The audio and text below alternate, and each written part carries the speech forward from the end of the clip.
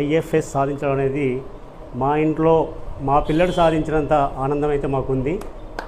ఎందుకంటే ఉమామహేశ్వర్, నాగలక్ష్మి మేము 1985 నుంచి ఒకే ఆవరణలో ఉండి ఒకే వంట చేసుకొని తిని పెరిగి పెద్దవైన వాళ్ళము. ఆ క్రమంలో తనను చిన్నప్పటి నుంచి కూడా మేము చూస్తూ, అన్న ఒక సైంటిస్ట్ అయితే తమ్ముడు ఒక పర్యావరణానికి సంబంధించినటువంటి ఒక ఆఫీసర్ కావడం చాలా గ్రేట్.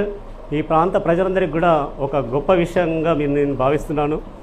వారు ఈ అడవులు అంటే అభివృద్ధి పేరుతో పర్యావరణాన్ని ఎలా విధ్వంసం చేస్తున్నారు, అడవుల్ని ఎలా నాశనం చేస్తున్నారు, తర్వాత అడవుల్ని ఆధారం చేసుకొని బ్రతికే ఆదివాసులను, ఇవన్నిటి మీద కూడా వారు లోతుగా పరిశీలన చేసి ఒక మంచి ఈ దేశానికి ఒక మంచి పేరు తీసుకురావాలని చెప్పి నేను ఈ సందర్భంగా కోరుకుంటున్నాను.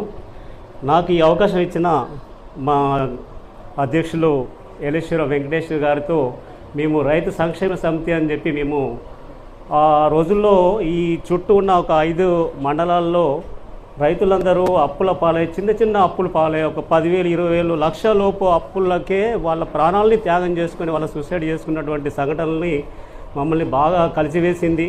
ఆ సందర్భంగా మేము వీళ్ళను తక్షణంగా ఏదైనా వాళ్ళని ఆదుకొని వాళ్ళకు ఒక ధైర్యం చెప్పి వాళ్ళు వాళ్ళ జీవితంలో సెటిల్ అయ్యేలాగా ఒక ప్రోత్సాహాన్ని అందించాలని ఒక నిర్ణయం తీసుకొని ఇక్కడ మాలాంటి అభ్యుదయ భావాలు ఉన్న వాళ్ళందరితో కలిసి ఒక కార్యక్రమం తీసుకొని ఈ 5 మండలాల్లో తిరిగి ఆ రైతులను గుర్తించి వాళ్ళందరి ఇళ్లలోకి ప్రత్యక్షంగా వెళ్ళి చూసి వాళ్ళ స్థితిగతులను చూసి వాళ్ళ ఇంటి యజమాని చనిపోవడం వల్ల పిల్లల చదువులు ఆగిపోయి ఇంకా రకరకాల ఇబ్బందులతోటి వాళ్ళు ఈ జీవితం మాకొద్దని మిగిలి ఉన్న కుటుంబ సభ్యులు కూడా ఆ సూసైడ్ వైపు చూస్తున్న క్రమంలో మేము వెళ్ళి వారికి ధైర్యం చెప్పి వారికి ఎంతో కొంత ఆర్థిక సహాయాన్ని అందించి, ఆర్థిక సహాయం కోసం మన ఊరిలో ఉన్నటువంటి వ్యాపారవేత్తలను రకరకాల వ్యక్తులను కలిసి వారి సహాయాన్ని కూడా తీసుకొని వారికి అందించడం వల్ల కొంత రైతుల్లో ఒక మనోధైర్యం పెరిగి వారికి ఇక్కడున్న డాక్టర్ల ద్వారా హెల్త్ కార్డ్స్ కూడా అంటే వాళ్ళకి రకరకాల జబ్బుల పాలు కూడా అయి ఉన్నారు.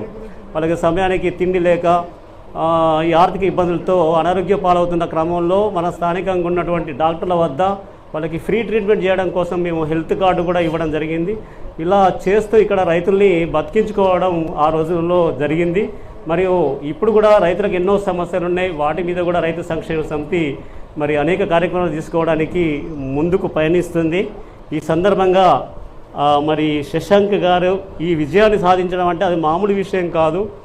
ఏదో కొన్ని పిరికడ పోస్టుల కోసం కొన్ని లక్ష